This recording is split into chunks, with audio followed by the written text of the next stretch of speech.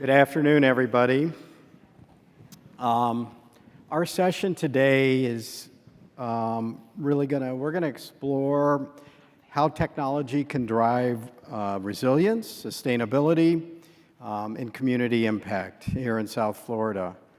From startups to innovative research and hands-on programs like Minecraft for resilience planning and virtual reality engagement, our panelists are using these creative tools to turn data into action and connecting communities and hopefully, and I believe, inspiring the next generation of STEM leaders.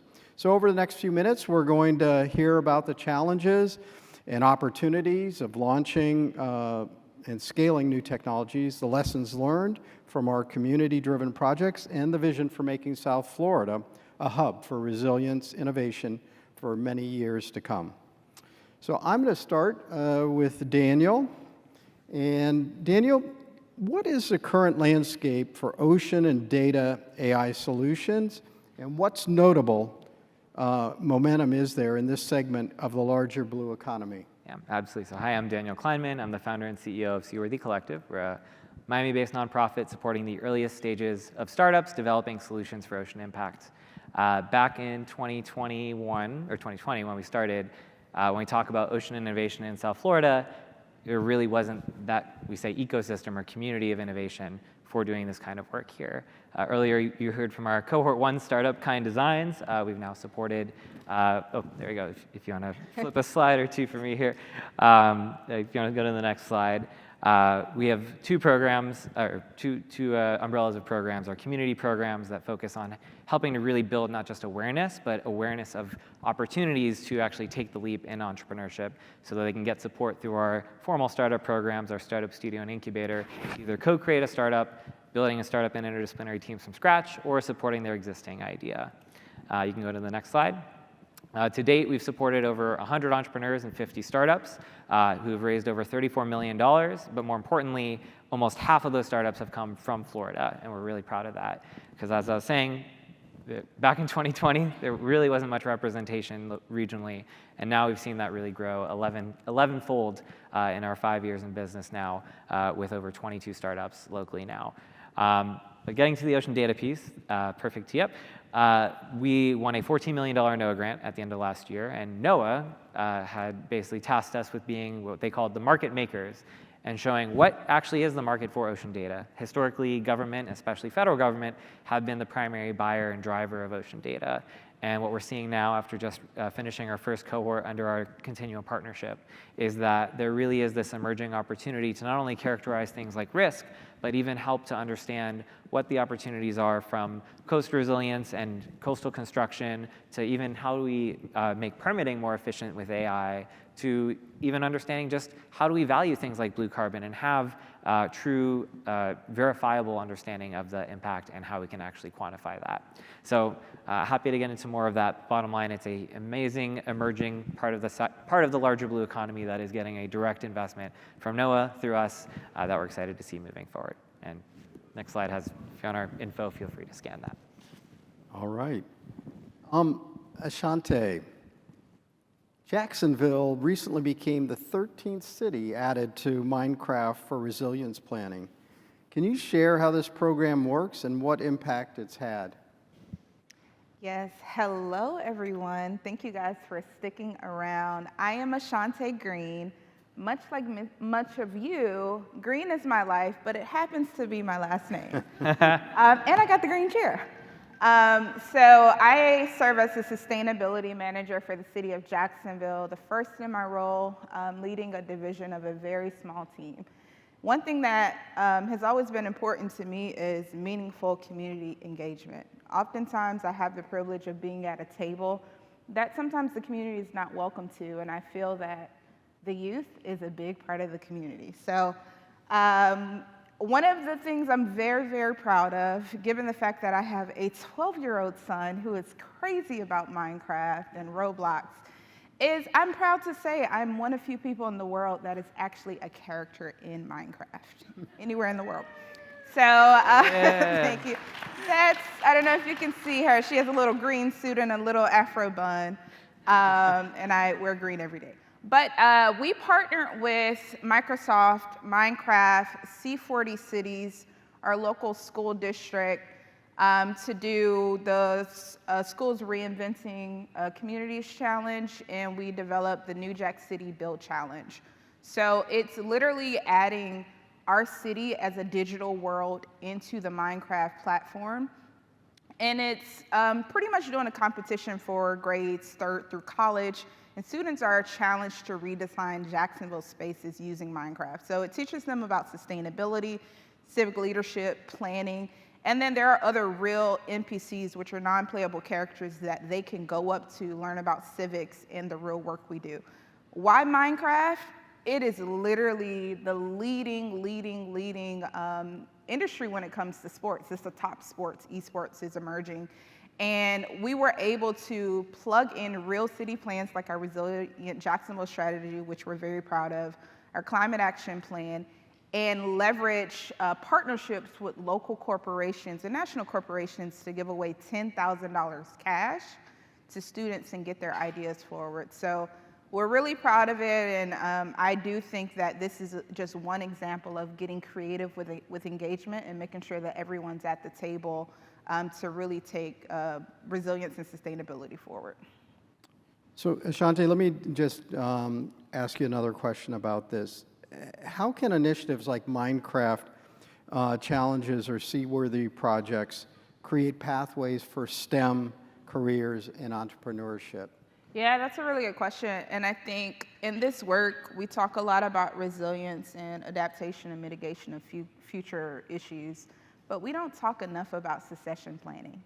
All of you in these seats in here, like, who's after you, who's next?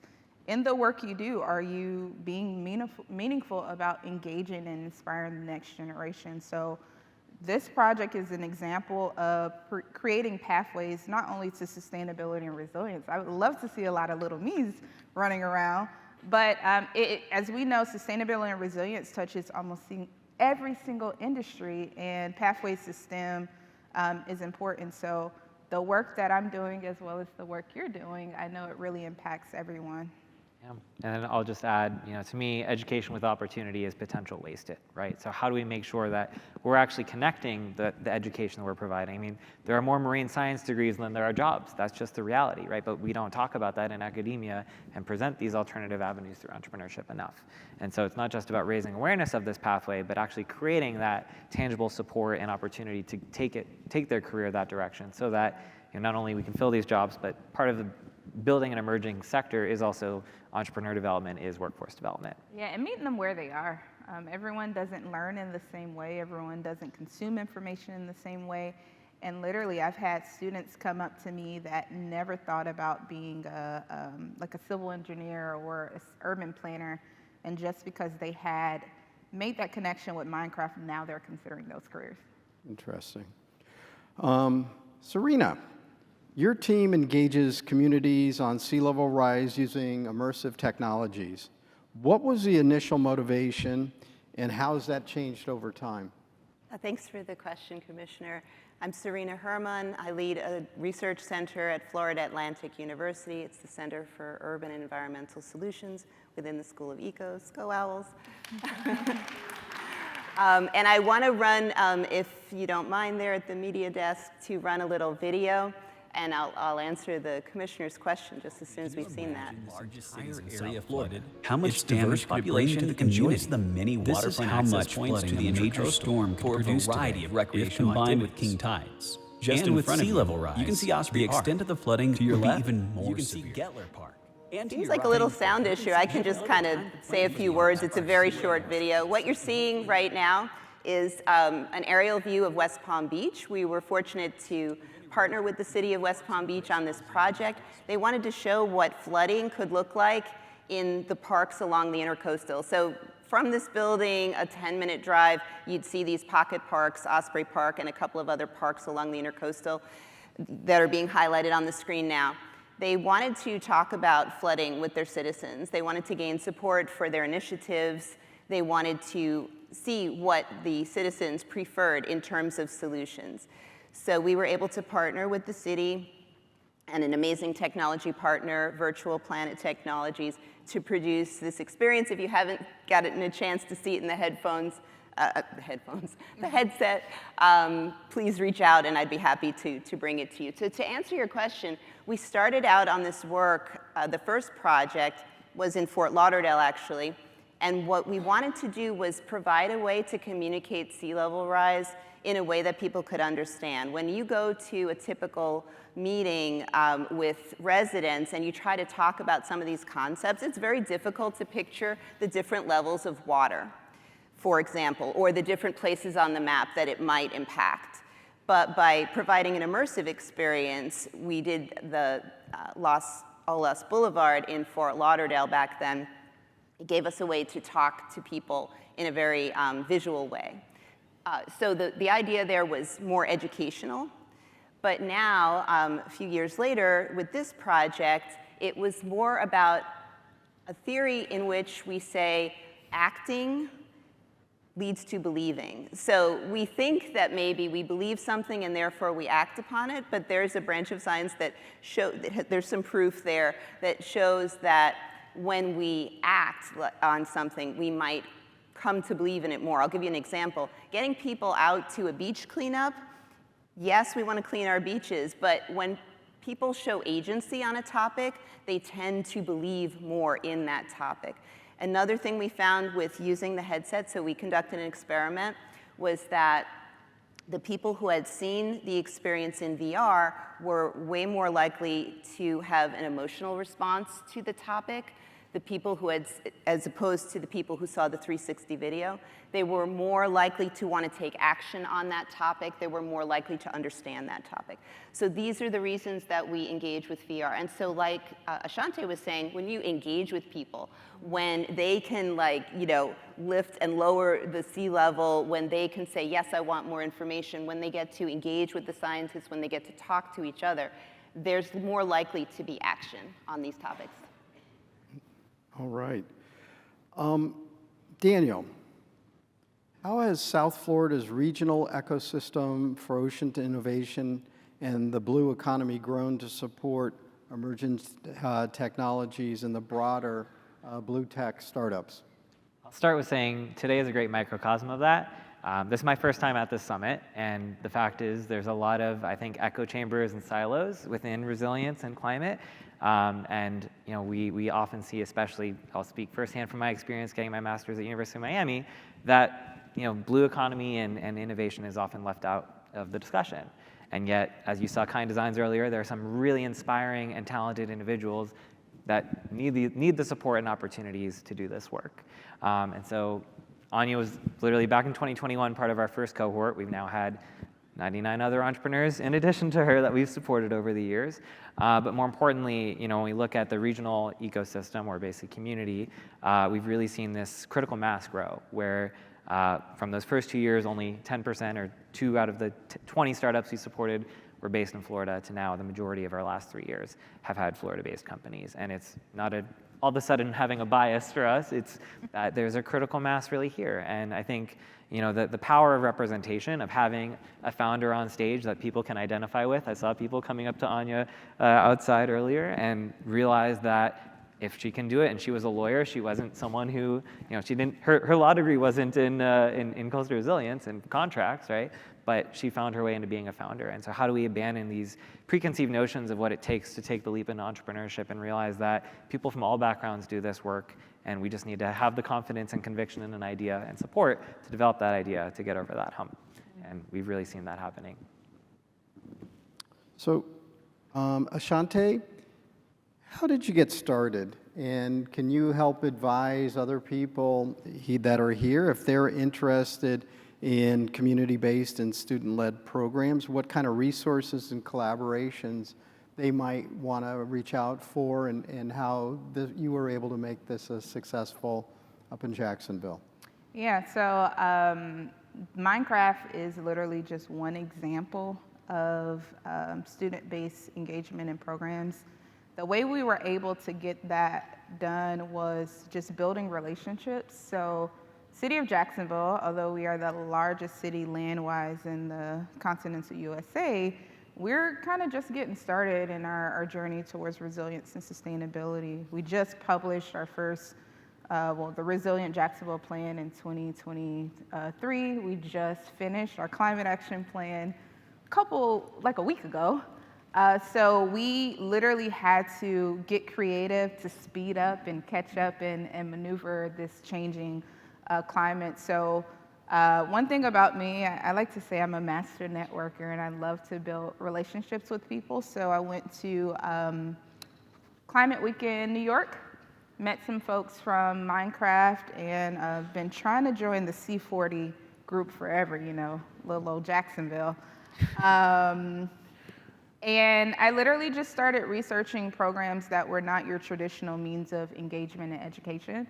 And I saw the C40 cities, they partnered with some very large cities around the world, but I didn't see a lot of collaboration with local cities. So I just really worked that opportunity. And then I went to try to find some funding for the program and ultimately made it happen. So other cities can very well do what we did is an existing program with C40 cities. Students reinventing communities. There is an investment that comes with it in developing a world. I worked with Minecraft developers and I learned much more about video games than I ever thought I could add to my resume. But that's an example. Another example is too, like when you do community charrettes or outreach with the community on like parks or any other development, think about how you can engage existing school groups or clubs, like science groups, and just bring it to them and try to make sure you're adapting your message to that grade level. I'm a big proponent, someone that loves gamifying things. I was talking, shout out to UF IFAS. I was talking to some ladies earlier about how we could possibly reevaluate how we communicate different topics and gamify it, So I would just say think creatively and then try to get interns on your staff that think different than you. And for us to take this industry forward, we have to rethink how we engage people and deliver information. And, we got to catch up with the times. All right. Serena, earlier you mentioned you've got a new project your team is going to be debuting. What is it and what impact do you think it's going to have? And what type of collaborators are you looking for, and how can local governments, nonprofits, or community groups get involved with you? Yeah, thank you for that. We did show a little demo of the project that's nearly ready to deploy in the goggles, and that's centered in Fort Lauderdale. Certainly hope to be the next climate summit and show that one in the goggles. So please do come back to the summit next year and we'll show that. So there's that effort. And of course, anyone who'd like to partner on a similar project, please come talk to me and we'll introduce you also to our technology partner. But another project that I'd like to talk about today, because we are at the summit, right? The value of being at the summit is, even though there is the little bit of an echo chamber, there is also, though, the kind of strength in numbers. I don't know about you, but when I look around and I see all of you, I feel reinvested in what we're doing, right? This is hard work, and we do need our peer network to keep us going, to keep us strong on this fight. So thank you for all of you also being here at 3 o'clock in the afternoon. But the project that I'd like to work on with anyone in the room who's interested is this issue of heat. We've heard about it a few times, starting with the presentation by Obi day one in the morning, talking about how rising heat is affecting people and transportation and corals, like every aspect of what we're doing here today. And there's folks out there doing great work. And we want to learn from each other, learn from the places that are pushing this work forward, and you all telling academia, okay, this is the kind of research we need, and this is what we want our students to learn so they can fill the jobs, when they get out of school, like this is what people need to know. So this back and forth is very important with our citizens, with each other, with our governments, with business. I think it's all about keeping that conversation going. So I know we'd like to get into some audience and allow some audience questions, but before we move there, and you guys aren't prepared for this, but I'm going to do it. I wanted to ask this anyways because I've got you all here. And that has to do with digital twins. And Megan, in fact, mentioned it a little bit earlier. How are digital twins, and what is the value of digital twins in the area of resilience and sustainable planning? And where do you see this going?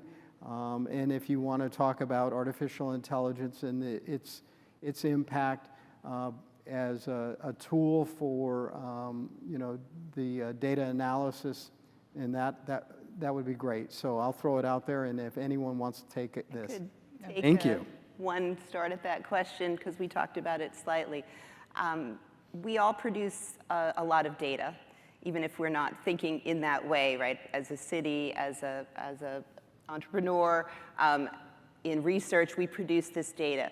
The thing is, we have more and more and more data. So as was mentioned in another session, AI is one way to help us find meaning out of that data, but also the visual technologies like VR, like digital twins, they give us a way to share that data in meaningful ways. So if we are able to put data onto platforms that anyone can access, public or private sector, will be able to do more with that data because anyone can generate data, but it takes people to make meaning out of it. It takes people to say, okay, this is the data we actually need. This is the data that's useful.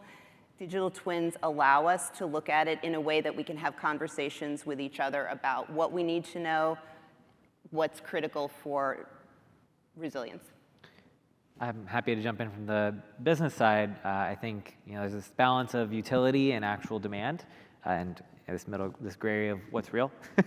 Really, digital twin-wise, we had a startup in our last cohort, Vital Ocean. They're creating a digital twin for offshore wind infrastructure, and how can they actually help developers understand the potential harms to biodiversity, but also expedite not just building the understanding of what they're about to build out, but also even for permitting, right? What does it actually entail for permitting? And they separately had a large language model to help process over, I want to say, 8,000 pieces of literature to be able to distill down what do they need to know or answer questions on the permitting process. And one other startup I'll shout out from our recent cohort, Endure, is using AI to help expedite the permitting processes, because I know one of the other questions I'll knock through here is permitting is one of the biggest barriers to success for startups, and in my mind, not just startup success, but building a regional ecosystem that's competitive with other corners of the country. We have a lot of work to do there still as a region.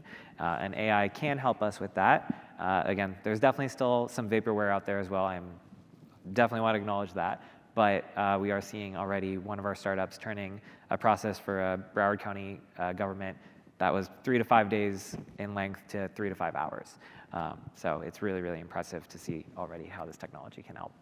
Yeah, one thing I'll say, I know University of Florida developed a digital twin for the city of Jacksonville. I got a demo of that, and it's really impressive. And the main takeaway for me is I know that a lot of infrastructure takes a lot of investment, and digital twins allow a way to test out certain things before committing to them. So I think that's a really efficient use of funds. And then when it comes to AI, like I said, I'm green to my core. Like, I drive an electric car and all of that, and I've been very conflicted with AI for environmental, that side of it. However, equity is something that is so important to me, and I really see AI potentially being that great uniter and leveling the playing field. Like I said, we have a lot of data, we have a lot of information at the tables that we have access to, but sometimes it's so hard for common people to understand what that information means or what it means for their lives. And I'm actually working on a little passion project when it comes to AI, and we'll talk a little bit more about that maybe next year. But I really see it as an opportunity for equitable communication of some of the complex topics that we all work on the daily. Great. Great. Let's go ahead. I want to open this up to the audience and see if you all have any questions. I have some more here I can ask them, but we have some time, and I want to see You if guys stayed all day. Yeah, you've been here all day. Might as well. Come on up. Don't be shy. I know some people in the audience. I will call you out. Nobody else wants to know how to be a Minecraft character? Maybe we can ask you all a question, Yeah. right? Like what was your most surprising thing that happened today? Does anyone want to share that? Did you have like some kind of aha? Was there a moment? I mean, I was watching Jeff's presentation earlier and I was like, wow, you know, we've been talking about some of these concepts for quite some time and we are seeing them now come to fruition. Is there a surprise for you? I mean, there was a lot of surprises for me in the information. Is that someone with a question? We're hoping. Nobody. All right. Back to me. Okay. So, Daniel, in an ideal world, what funding sources, collaborations, or infrastructure would help technology innovation and entrepreneurship flourish here? So I'll try to keep my rant short here. I mean, first I'll state the obvious. We're funded by NOAA. We still have our NOAA funding. But all that to say, you know, reliance. That would. Yeah, it's the closest thing I got. But, you know, reliance on grant funding obviously is no longer a given. And so we need to, or federal grant funding is no longer a given. And so, you know, how are we developing, you know, again, these regional ecosystems that actually are resilient, not just to, you know, to storms, but resilient financially speaking, right?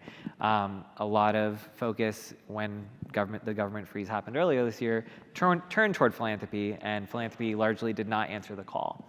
You know, when we talk about ocean philanthropy, a lot of people immediately think of beach cleanups and saving sea turtles.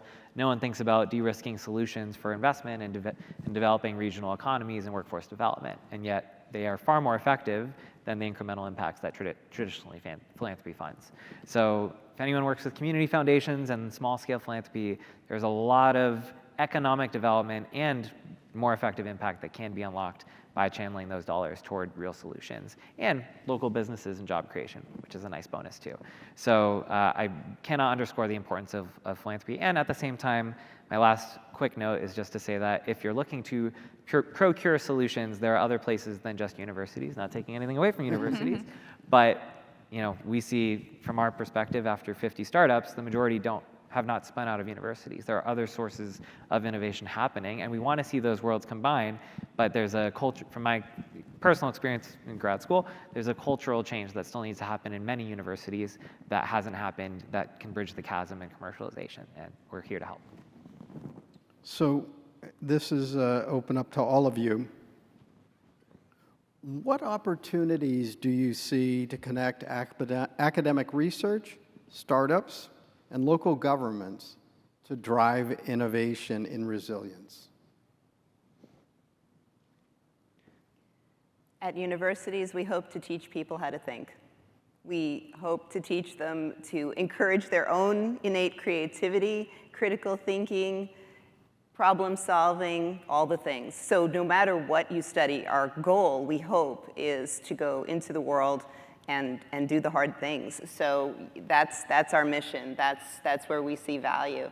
If we can provide some, you know, how do I measure a coral, or how do I plan a city? Those are excellent. But the main thing really is to see these challenges and be unafraid to meet them, to be creative, to partner. All of these things, I would say that's our mission as a university. I'll answer from a government perspective. I think just the way government is set up, sometimes it's hard to try new things. A lot of governments are very risk adverse, and they're like, okay, what other cities have done this before? You know, and are we common to those cities? You know, so I would say just the structure of government, just understanding the risk-adverse nature that comes there, but leaning into collaboration to kind of share some of that burden and load. So to his question, I feel like the academic sector, as well as entrepreneurs and businesses, have to kind of work with governments to establish a certain level of comfort to try new things. But I do know that, you know, as someone that comes in with a lot of energy sometimes, there are certain people that have been in their roles for 30, 40 years, like a long time, and it's business as usual. So I think, you know, with any of these things, we have to lead in grace and, you know, just really explaining things down to how is this going to help with efficiency? You know, how is it going to make our processes better? And also talk about the economics, like how is it going to save money in taxpayer dollars? We're in Florida, right? Yeah. So I think it's really important that from a government perspective that we lean on the academic and the business sector as we establish, which of these technologies can be implemented. I know specifically in Jacksonville, just like when ChatGPT first became mainstream and the concerns about security and so many staff just kind of using ChatGPT privately and loading in, things that, everything's public record, but loading in things to this software in our IT department, like literally issuing a memo, like, no, you can't do that, but being able to back into it and have work groups and have conversations about smart use of AI and how the federal government is using it, it just starts there. And then I'll just add, I think it's really about, we all have this intention to collaborate, right? Everyone wants to see that happen. I think we also have to kind of balance this reality of we're all so resource and capacity constrained that it's hard to do it effectively, right? And so, I'll say our team at Seaworthy, we've been working really hard to build infrastructure for that. We built a platform to map our network, our resources, and our opportunities to be able to share and build out this capacity so we can be more effective partners and do more with hopefully universities. We're bringing back our fellowship next year, but also, just in general to show up for partners. And I think I always love to kind of preach the empathy on that in the space is that even though we all have great intentions, poor execution isn't because we're bad at what we do. It's because we're constrained. It's a real issue, and we have to be mindful of that. Thank you. We have a brave. You have a question. Woo! We have a brave soul. You get a Minecraft character. Not about Minecraft. But so to answer your question there, Commissioner, the state of Florida has recently created a new office called the Office of Ocean Economy. And I'm here from Florida Atlantic University, where it's situated, to share the news about this because it's so new. And it's also designed exactly for what you all are talking about, i.e. the marriage between business, entrepreneurship, public sector, nonprofits, and academia. And so we are really excited to host this office. It's, again, the Florida Office of Ocean Economy. But we're also a startup. Even though we're at a major university, we are just a small but mighty team. And so I share that as a comment, perhaps more than a question. Although if I had a question to offer, I would say, please, will you help us? So we are here in awareness-raising mode, as well as holding listening sessions around the state. And there's some big plans underway, and we have big aspirations. Our website is fau.edu/ocean-economy. But anyway, thank you for all of what you all are doing up there.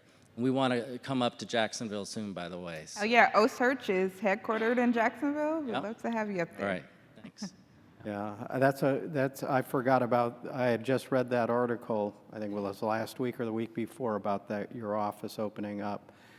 It's, you think about, I was involved with a nonprofit before I became elected, and I was thinking about resiliency and sustainability here in Florida, and the opportunity, the economic opportunity for the state of Florida is immense. I mean, this is something that I believe Florida can own for the whole world, if you will, in being the epicenter of sustainability and resilience technologies and research.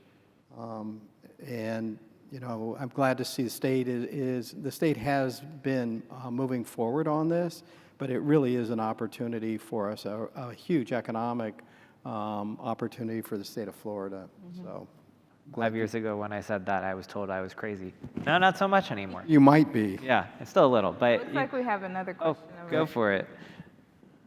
Yeah, well, this is related to my aha moment, and I mean, I'm glad we heard some good news, but I guess my question is sort of how do we really need to advertise the importance of innovation, investment in innovation, both in the private sector and in academia, and in the local government level in resilient solutions. And while we have good news about the ocean economy, we have bad news where UCF is close to shutting down the solar energy research center because, because of the drying up of federal funds.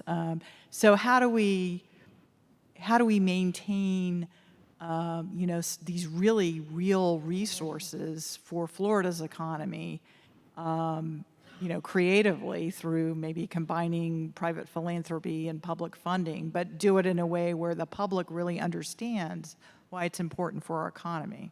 How do we do that? Easy Who wants question. to answer that? I will answer that to a side way. I feel like this movement is long overdue for a rebrand. We need Olivia Pope to come in here and help us rebrand this whole movement. And I think for the longest we've been messaging to the choir, and I think we have to change the way we message based on the economic case. It's crazy to me that some of these things are so partisan when, in essence, resilience and sustainability is the definition of efficiency, right? So I think we need a rebrand, but an example to your point, in Jacksonville, which I'm sure you guys are dealing with in other parts of the state, we deal with a lot of energy burden households. Utility costs are rising, affordable housing, housing is an issue.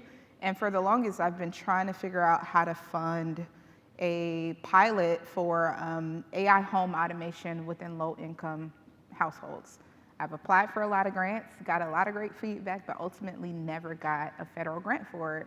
Luckily, I was able to build a partnership and get a foundation to fund it, and now we're deploying a pilot in 150 households, adding smart thermostats, plugs, bulbs, and automating their systems to where it'll force behavior change and save money. So you would think that that's something that should be funded, right? But it really took, getting those stories, showing the economic case of how that may, if we extend it across the city, how that would help with reducing energy loads and helping utility decisions long term, So I don't have a real answer. We need to rebrand it, but we gotta just keep trying and keep talking. And when you get one no, you keep searching for that yes. Yeah, I can echo that in a business sense. They say pivoting, Yeah. but the real thing is, I think we were very reliant on a single source of funding, right? And we have to diversify our revenue streams, right? How do we get funded? What actually, again, I feel like I'm talking mostly about financial resilience today, but it is an equally important part of this because we can't create environmental resilience if we don't have the financial means to do so. A lot of the work we do, I say, is first social impact that leads to economic and then environmental, and a lot of people think it's environmental first, right? And so, how do we ensure that as we are developing new initiatives or maintaining initiatives that we're truly looking at our, the basic tools, the business model canvas, right? How do you actually map out where your customer base is and who actually you can partner with to continue doing your work? And maybe there are untapped partnerships like foundations that you can tap into. Maybe there's a whole, a business consumer, business to business angle that you've not thought about. It's forcing, trust me, I'm not celebrating at all this moment, but at the same time, I think it's forcing innovation and shifting Community. models. Yeah, Forcing community to be community again. exactly. And we need to catalyze these things to happen one way or another. Yeah, I think it's not just talking about these things in a different way, but rather also listening. So what do people have on their mind? What are the issues that they care about? And doubling down on what those are. If it is the economic impact and providing better solutions. I was so motivated by the women up here, the session that was led by Yellow Foundation, right? They were talking about, no, these technologies are less expensive. That's old news. That is not correct that these solutions are more expensive. And those economic impacts, that is a topic that people can agree upon. Floridians do want relief from the high cost of living many families are facing. So if we listen to what people are concerned about and we respond to those things, I think we do have excellent chances of moving these topics forward. We just have to be, maybe a little more strategic and think about, creative, but listen, what is our common language? How can we come together on these things? We're not as far apart on a lot of these things as others, outsiders, would like us to believe. So that's an old narrative that we're divided along. I reject that. I want to see, let's move forward to make things better. Let's listen to each other. Well, with that, I think it's time for us to leave, but I want to thank our panelists this afternoon. Thank you all.